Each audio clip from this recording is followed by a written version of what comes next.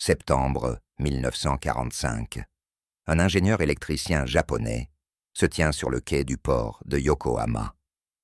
Son nom figure dans les registres d'occupation, mais ce qui importe davantage, c'est ce qu'il observe. Une immense barge américaine, vrombie scintillant de l'électricité, équivalente à celle d'une ville entière. L'ingénieur a passé 4 ans à gérer un réseau électrique mourant, rationnant l'électricité, regardant les centrales thermiques s'éteindre parce que les navires à charbon avaient cessé d'arriver. Et maintenant, ceux-ci, les Américains, n'ont pas seulement gagné la guerre, ils ont apporté avec eux toute leur civilisation industrielle, et ils la connectent directement au port détruit du Japon. C'est l'histoire de ce qui s'est passé lorsque 30 millions de kilowatts de capacité électrique américaine ont restauré une nation incapable de se restaurer elle-même, et de ce que les ingénieurs japonais ont compris dès que ces turbines ont commencé à tourner.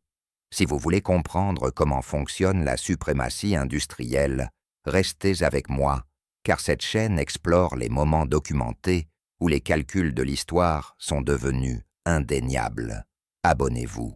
Revenons à l'automne 1941 avant Pearl Harbor, avant même le début de la guerre. Le lieutenant-général Tichi Suzuki est assis dans son bureau à Tokyo. Il est président du cabinet Planning Board. Pas un rêveur, pas un politicien, mais un ingénieur des ressources nationales.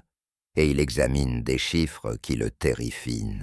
Suzuki calcule la capacité du Japon à affronter les États-Unis, réserve de pétrole, production d'acier, production électrique, capacité de construction navale. Chaque métrique qu'il analyse conduit à la même conclusion. Le Japon perdra pas. Pourrait perdre, mais perdra mathématiquement, inévitablement. Suzuki le met par écrit. Si la situation actuelle n'est pas corrigée, le Japon se retrouvera totalement épuisé et incapable de se relever à l'avenir. Il ne parle pas de tactique. Il parle de la physique de la guerre industrielle. Les stocks de pétrole et de matières premières du Japon suffisent pour peut-être 18 mois d'opérations de combat. Après cela, la machine s'arrête. L'amiral Ozami Nagano dit la même chose à l'empereur Hirohito. La flotte combinée dispose de carburant pour 1 an, peut-être 2, si elle est prudente. Ensuite, les cuirassés deviennent des îles de fer, ancrées immobiles, inutiles. La décision d'attaquer Pearl Harbor n'est pas née de la confiance, mais du désespoir, un pari sur le fait que la volonté politique pourrait précéder la réalité économique qui les écraserait. Mais voici ce que les ingénieurs savaient, les chiffres qu'ils avaient déjà calculés. En 1941, les États-Unis produisaient 75 millions de tonnes d'acier.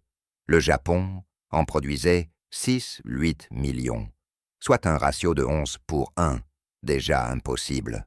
En 1945, l'Amérique produisait près de 80 millions de tonnes. Le Japon produisait 599 000 tonnes, soit un ratio de 133:1. Réfléchissez-y. Plus 11:1, 133:1. L'effondrement n'était pas tactique, il était mathématique. Et sous les statistiques de l'acier se trouvait quelque chose d'encore plus fondamental, l'électricité. En 1943, année de production de guerre maximale pour le Japon, l'Empire générait 78 milliards de kilowattheures d'électricité. Les États-Unis produisaient plus de 270 milliards de kilowattheures sur la même période. Mais le réseau japonais avait un autre problème, un défaut structurel irréparable. La moitié du Japon fonctionnait à 50 Hz, Tokyo-Yokohama, la ceinture industrielle de Shāin. La moitié ouest fonctionnait à 60 Hz, Osaka-Kobe. Pourquoi? Parce qu'à la fin des années 1800, ils avaient importé des générateurs allemands à l'est et des générateurs américains à l'ouest. Des systèmes différents et incompatibles. Quand une centrale thermique à Tokyo tombait en panne, le surplus hydroélectrique des montagnes de l'Ouest ne pouvait pas combler le vide. L'électricité ne pouvait pas franchir la division de fréquences. Les ingénieurs japonais ont passé la guerre à improviser, rationner, regardant leur réseau mourir lentement, alors que les sous-marins américains coupaient les importations de charbon alimentant les centrales thermiques. En 1945, le système était au bord de l'effondrement total. Puis est venu le moment de la prise de conscience, pas à la reddition. Plus tôt pendant la guerre, elle-même en mai 1942, lors de la bataille de la mer de Corail, des pilotes japonais signalent de lourds dégâts sur le porte-avions américain USS Yorktown. Les photographies montrent du métal tordu, des incendies, des dommages structurels sérieux. Le renseignement naval japonais calcule le délai de réparation en fonction de ses propres capacités. Minimum 3 à 6 mois, ce porte-avions est hors de combat. 4 semaines plus tard, lors de la bataille de Midway, le 4 juin, le Yorktown apparaît à l'horizon, pleinement opérationnel. Le commandement japonais ne peut pas le comprendre. Comment les Américains ont-ils réparé un tel niveau de dommages en quelques semaines?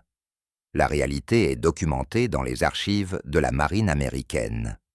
1400 ouvriers de réparation se sont rués sur le Yorktown à Pearl Harbor, travaillant jour et nuit sous des projecteurs alimentés par des générateurs mobiles. Les Américains ont amené des centrales électriques mobiles, au quai fournissant une intensité massive directement aux arcs de soudage. Ils n'ont pas attendu que les infrastructures locales soient rétablies. Ils ont apporté leur propre réseau électrique sur roues. Ce fut le premier aperçu de ce qui restaurerait plus tard Tokyo. Mais les ingénieurs japonais ne le savaient pas encore. Un autre moment de compréhension survient au début de 1945. Les forces japonaises récupèrent un chasseur F-4U Corsair, abattu. Ils l'emmènent à l'arsenal technique aéronaval de Yokosuka, démontent la cellule, retirent le moteur, Pratt & Whitney, R2800, et ils sont stupéfaits. La précision de l'usinage, les pièces interchangeables, produites en masse, avec des tolérances que l'industrie japonaise ne pouvait atteindre qu'au prix d'un travail manuel, minutieux, pièce par pièce, lentement, soigneusement. Les Américains produisent ces moteurs par milliers et chaque pièce s'ajuste parfaitement. Aucun ajustement nécessaire, aucun artisan qualifié requis. Un ingénieur japonais tient un piston dans sa main. Il comprend immédiatement, l'Amérique ne produit pas seulement plus, elle produit à un niveau de sophistication industrielle que le Japon ne peut égaler. Si ce moment vous a donné des frissons sur ce que signifie réellement la domination industrielle, appuyez sur like, car nous allons voir ce qui s'est passé lorsque cette même puissance industrielle s'est tournée vers la restauration plutôt que vers la destruction. 30 août 1945, le C-54 Skymaster de Douglas MacArthur atterrit sur l'aérodrome de Hatsuji. Mais le vrai message ne réside pas dans le général ou sa pipe en maïs. Il réside dans ce qui se trouve dans la baie de Tokyo, la 3e flotte, cuirassés porte-avions, destroyers pétroliers, navires de ravitaillement. L'horizon effacé par l'acier américain. Les responsables japonais, observant depuis le rivage, savent déjà que la guerre est terminée. Mais en voyant cette armada, c'est la preuve finale de ce qu'ils avaient calculé 4 ans plus tôt. Les États-Unis disposent d'une capacité industrielle qui rend la victoire statistiquement impossible. Le ministre des Affaires étrangères, Mamoru Shigemitsu, écrit dans son journal à propos de l'arrivée de la flotte. Le poids psychologique de voir la force écrasante se manifester est indéniable. Mais en quelques semaines, quelque chose change. Le même appareil logistique qui avait étranglé les îles principales commence à leur redonner vie. Les Américains n'occupent pas seulement le Japon, ils commencent à le réparer. Et les ingénieurs japonais vont être témoins de quelque chose qu'ils n'avaient jamais imaginé. Le réseau électrique japonais, en août 1945, est essentiellement mort. Les centrales thermiques sont froides, pas de charbon. Les lignes de transmission sont bombardées. Le système est fragmenté, instable, physiquement endommagé. Nippon Hassan, le monopole d'État de l'électricité existe seulement de nom. Ils avaient retiré l'électricité des secteurs civils pour alimenter les usines de munitions pendant la guerre. Maintenant, ils n'ont rien à gérer. Le réseau a disparu. Les ingénieurs militaires américains évaluent les dégâts. Ils documentent l'effondrement. Et puis ils font quelque chose de remarquable. Ils n'attendent pas que le Japon reconstruise ses propres infrastructures. Ils apportent leurs infrastructures avec eux. Des navires apparaissent dans les ports japonais. Mais cette fois-ci, pas de navires de guerre. Des cargos convertis des barges construites à cet effet des centrales électriques flottantes. Le SS Jacona, un cargo converti qui fournissait de l'électricité au Nouveau-England depuis des années, 20 mégawatts de capacité. Il le traverse le Pacifique et le branche au port de Yokohama. La barge électrique, conçue pour 30 mégawatts, arrive d'abord à Manille, puis en Corée, avant de trouver son chemin vers les ports japonais, un réseau électrique mobile pouvant être repositionné selon les besoins. Des destroyers d'escorte comme l'USS Wiseman et l'USS Marsh, conçus pour la guerre anti-sous-marine, mais équipés de générateurs fournissant 3 à 6 mégawatts, chacun pour l'alimentation à terre.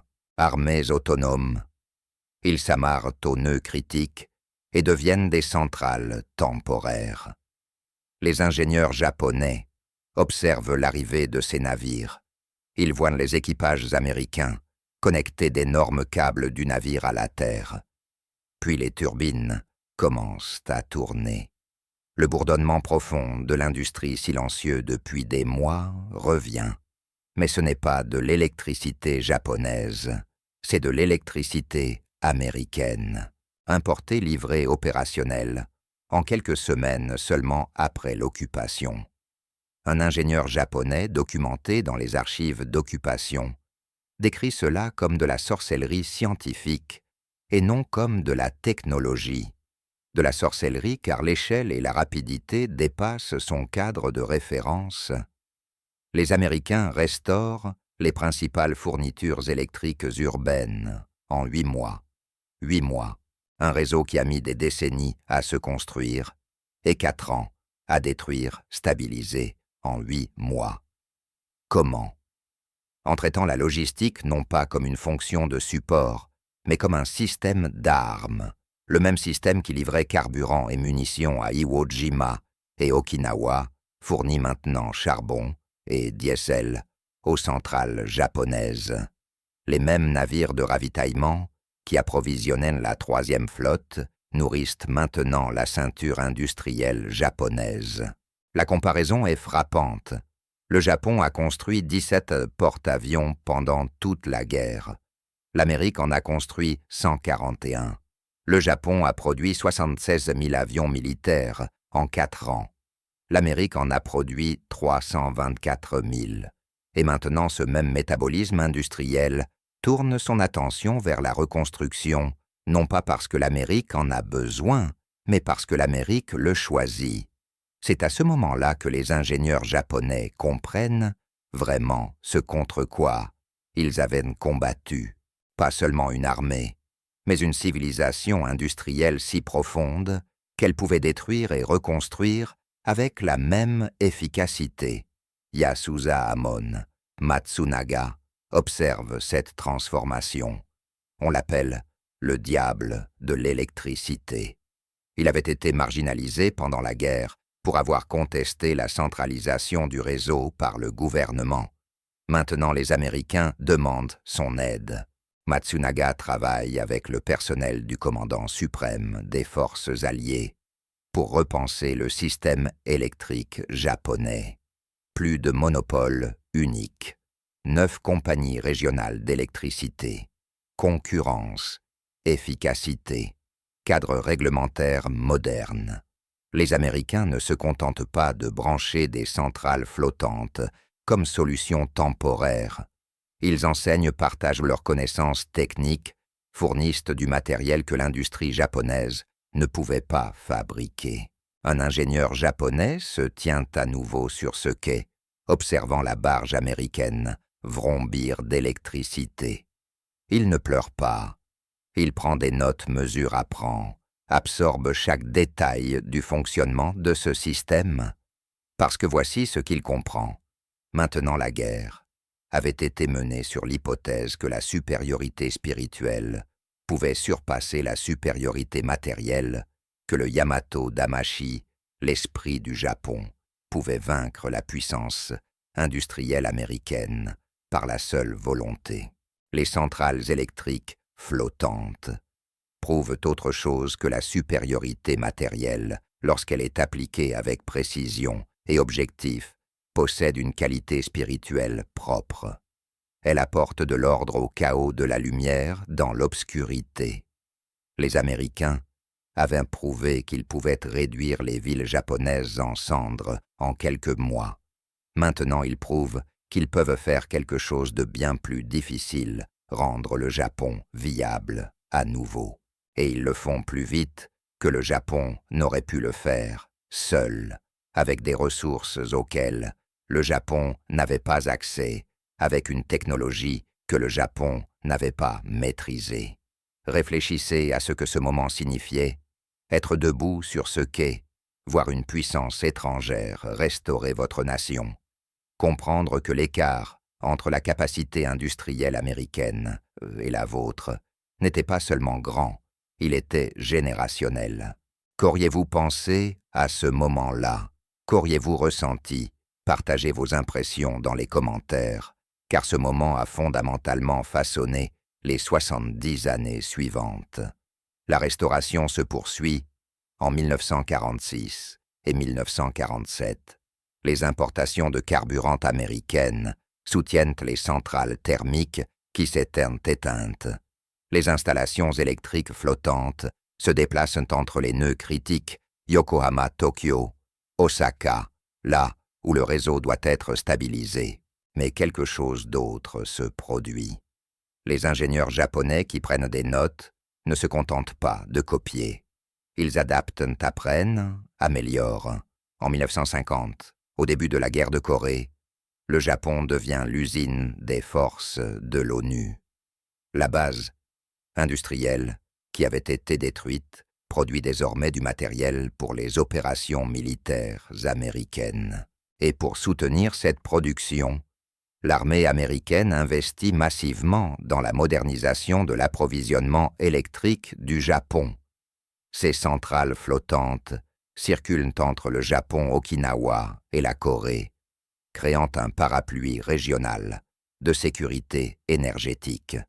Les mêmes navires qui ont restauré les villes japonaises soutiennent désormais l'industrie japonaise en reconstruction.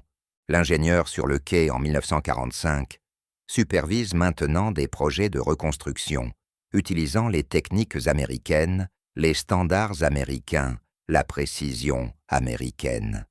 Et il comprend quelque chose de profond. La guerre a prouvé la suprématie industrielle américaine. La restauration a prouvé la générosité industrielle américaine. La reconstruction a prouvé la sagesse industrielle américaine, car les États-Unis n'ont pas seulement démontré la capacité de détruire, ils ont démontré la capacité de choisir la clémence, de transformer les mêmes usines qui fabriquaient des bombes en usines qui fabriquent des générateurs, pour rediriger les mêmes réseaux logistiques qui apportaient la destruction vers des réseaux qui apportaient la reconstruction. Les mêmes B-29 qui avaient brûlé des villes apportaient de la nourriture pendant l'occupation. La même base industrielle qui produisait des armes produisait maintenant de l'aide. La même expertise électrique qui alimentait les usines américaines alimentait maintenant la reconstruction japonaise. Ce n'était pas une faiblesse, c'était l'expression ultime de la force la capacité de reconstruire ce que vous avez détruit, de rendre votre ancien ennemi à nouveau viable, d'investir dans son avenir, parce que vous comprenez que la stabilité profite à tous. Le lieutenant-général Taishi Suzuki avait calculé la défaite du Japon en 1941. Il avait vu les mathématiques impossibles, les ratios qu'on ne pouvait surmonter. Debout dans le Japon, d'après-guerre, regardant le pouvoir américain restaurer les villes japonaises, ces calculs prennent un nouveau sens. Oui, le Japon a perdu mathématiquement inévitablement, mais la réponse américaine à la victoire n'a pas été une occupation pour dominer. C'était une restauration rapide, efficace, généreuse. Les centrales électriques flottantes n'étaient pas seulement des mesures d'urgence. Elles étaient des symboles, la preuve physique que la capacité industrielle américaine pouvait être appliquée à la construction aussi efficacement qu'elle avait été appliquée à la destruction. Et les ingénieurs japonais ont absorbé cette leçon. Ils n'ont pas seulement restauré le réseau, ils l'ont amélioré.